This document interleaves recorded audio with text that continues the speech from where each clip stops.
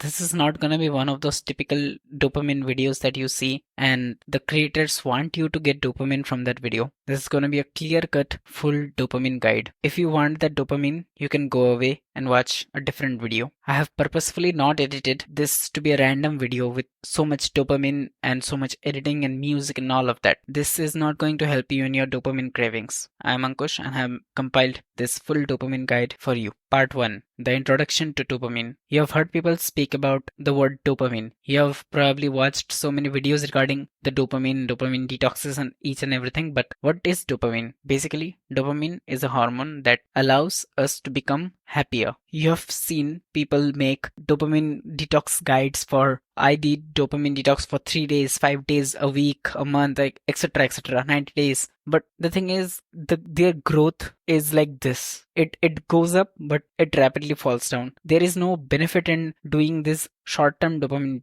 detoxes. And just ask yourself this. If I want to pursue a good habit, then why would I even quit it? Think about it in this way. Think that you have made significant progress in the gym. Then why would you want to quit exercise? Of course, you will not want to quit exercise. That will be a fool's move. So I will give you a solution and I will give you a long-term plan along with the short-term ones for getting you on this dopamine detox to declutter your brain. Part 2. Understanding dopamine. Now, once again, I am going to provide you with that boring explanation of the dopamine graph and all, but listen, it's important. So, what happens is, let's say this is your baseline. Once you perform those trash activities or those instant gratification activities, what happens is your baseline, it goes higher. Now, once it goes higher and finally that activity is done, it goes lower and lower and lower. It is below the baseline now. Similarly, once again you perform that activity, it goes again higher. It's above your baseline, but then it goes much lower than that. So your baseline was here, now your baseline is here. That is the difference. But what happens when you do the opposite? You perform those hard tasks like doing meditation, journaling, workout, and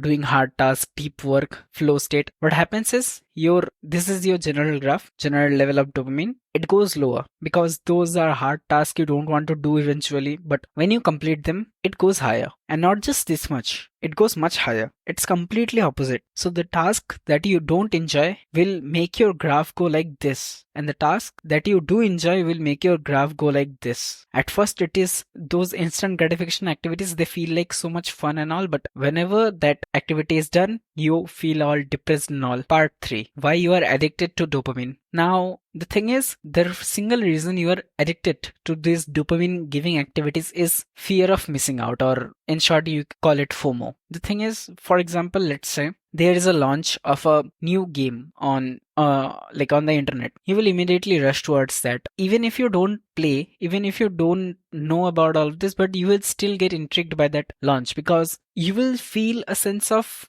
missing out, or you will think that, okay, if I don't do this activity now, then I will miss out. This is what happens when we consume social media. Those very bright looking thumbnails on YouTube, those reels on Instagram. The thing is, once you see those, you feel like if I don't see them now, then I'm never gonna see them ever again in my life. So might as well let's see them. This fear of missing out mindset is very destructive for your focus and everything. You always feel like if I don't do this activity right now, right here, then I'm never gonna get a second chance to do this activity once again ever. This is why people get addicted to the news, to different social medias, then different kinds of stories and everything. This fear of missing out is the key concept of this dopamine detox. That why do you want dopamine? Why do you crave dopamine, and why you are still addicted to those things even when you know that these things are not good for you. Part 4. Digital overload and dopamine spike. In the current age of social media, dopamine and information is everywhere. Your attention is diverted everywhere. It is scattered. The single reason people on social media platforms earn money is because they make you waste your personal hours where you could have been productive, but they make you waste those hours. In return for that, they get the money. So the point I am trying to make is our primal brains are not designed for getting so much information at once. If you know a bit of neurology, or if you have seen some either motivation, or if you have seen Andrew Huberman podcasts, then you will probably know that our cognitive brain is pretty trash actually, because it cannot process so much data at once. Speaking of subconscious mind, that is a different topic, because let's be honest, nobody can activate their subconscious mind at a given moment. So you process your information with your cognitive mind. Great. Now the thing is, our cognitive mind is very limited in its capacity to process so much information at once. You know that better than anyone else. How many messages, how many notifications can you deal with it at once? The thing is, your attention, which is diverted each and everywhere, needs to be focused at one particular point. Part 5. Importance of dopamine detox. Now I'm not gonna tell you the benefits that everyone will tell you, that you will stay fit and you will stay better, your mental well-being will be better. Yes, of course, those are one of the most important benefits, but what I will tell you is the deeper benefit. The first benefit you will notice after your dopamine detox, or I should say while your dopamine detox, is you will start finding joy in boring activities in your day-to-day life. In short, you will start appreciating your life more. Now you will say that who am I to say all of this spiritual things? I'm just a 16-year-old kid. But the thing is, I've been on self-improvement for more than 2.5 years. And my mistake was I was doing each and everything correctly. I was working out, I was fasting, I was doing all of that productivity tactics and hacks and to-do list schedules, everything. The only part which I was doing wrong was I was not cutting out my dopamine. I tried to rationalize my dopamine consumption by various things, like after a day of hard work, some dopamine is required and all of that. But what I failed to realize is that 1 or 2 hour of dopamine will cost me so much productivity and energy. Now it's been recently that over a month that I have actually tried and succeeded in controlling my dopamine input, and I cannot even begin to tell you that how grateful I am to myself for the dopamine detox that I set up for myself. There are other benefits of dopamine detox, like it will improve your memory, it will improve your focus, it will help you to get into a more of a flow state. If to be real, not boasting anything, but I literally accomplish tasks which took me more than 1 week, which took my previous self more than 1 week to accomplish. I accomplished those level of tasks in one day. That might be studying for the exams, writing the script of the videos, then recording these tasks, and there are others too. I accomplished so much in one day. It's like I'm a totally different person than I was about a month, 2 months ago. It feels like genuinely that each and every day I'm just more different and more better than my previous self. Part 6, dopamine detox techniques. Now this is the part you all have been waiting for, but before that I will let you know that there are two methods of dopamine detoxing. Number 1 is short term, number 2 is long term. Let's talk about the short term first. In the short term dopamine detox, what you do is you take that dopamine detox protocol of typical videos and all, and you make it so hardcore it is literally unfollowable. What I mean is, if you are trying to do a short-term dopamine detox, you have to make sure that it is most extreme protocol that you have ever followed in your entire life. Because if you want to do those detoxes on weekends, on Sundays, etc., what you have to do is you have to cut out all the dopamines, all the bad habits, each and everything, including musics during studies or work and etc.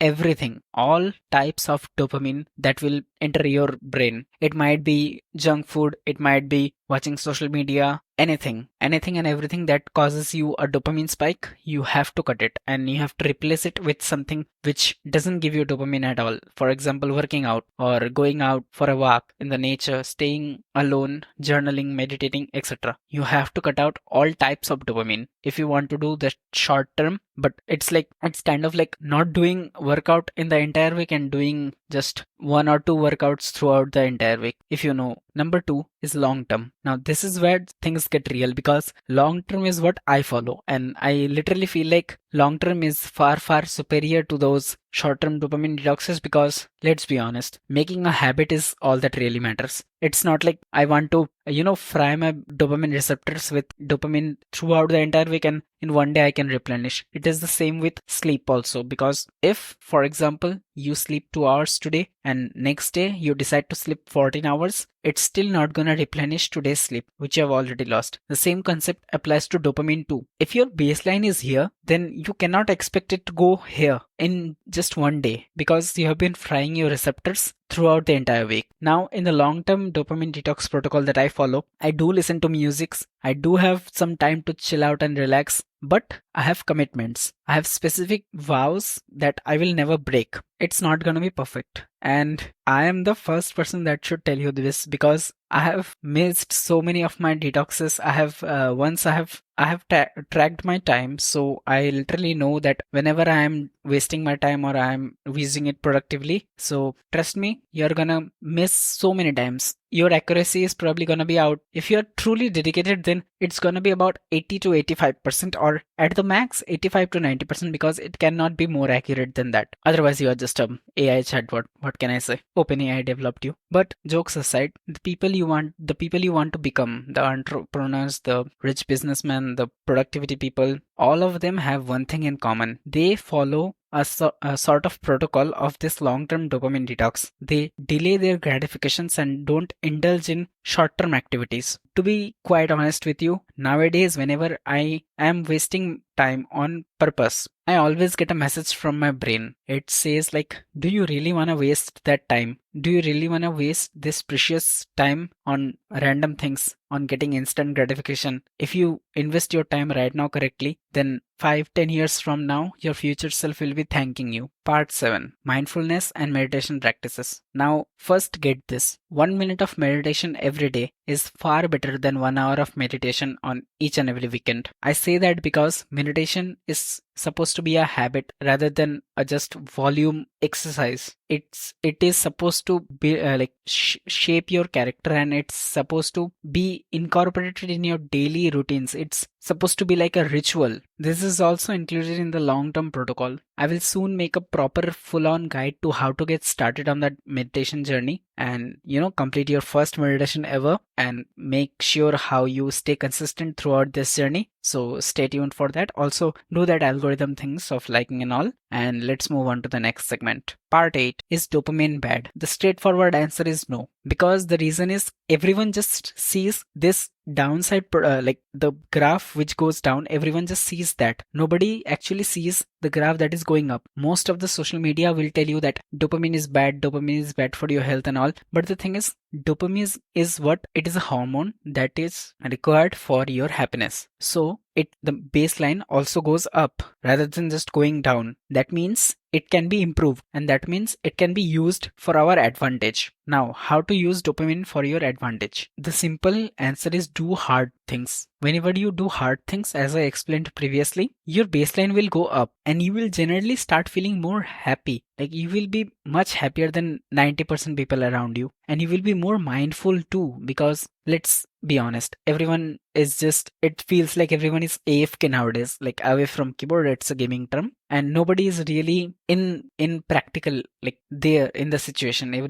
Everyone's brains are just wandering around. Now here are bonus tips to help you, and these are actionable steps that you can do. I have compiled them at one place because it will be easier for you to access, since this is a long process, trust me. And so you might want to come and revisit this video so you can get an idea of how to do it once again, or if you're struggling, then you might get inspiration from here too. Now, what are the things that you can do right now? The first major thing you can do is make a list of things that affects your life the most. Make a list of things which give you the most dopamine, which is not good for you. For me, it was personally at the top, it was social media, then it was anime, and then it was music, because I used to listen to music too much. Make a list and make sure it is priority wise. The top, which is at the number 1, that will be the thing you want to cut out at first. Then number 2, it will be the thing second to that. Now, here's a very interesting thing. If you're genuinely trying to make a list, then your mind will probably say that to one or two activities that, okay, no need to cut this out. These are actually good for me. Listen to me. That is the thing that you want to cut out the most, because let's be honest, your mind is not even at your side. Because if your mind was at your side, then you wouldn't have wasted so much time. Seriously. Just trust me when I say this.